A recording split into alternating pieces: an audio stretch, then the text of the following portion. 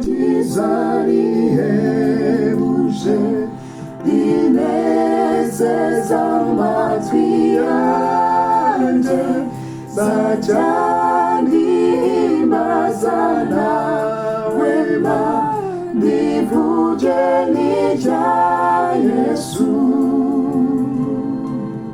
Yesu ndamukunda,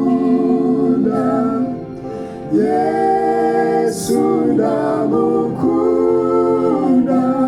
ndamukundira yuko yabanje kunkunda atyo,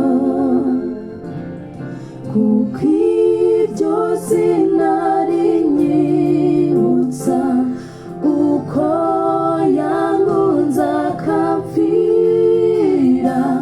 ngababi nkanjye akabeza demura amaraso ye.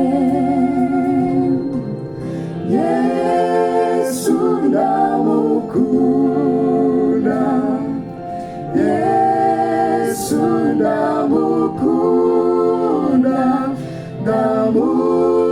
ndamukundira yuko yabanje kunkunda atyo.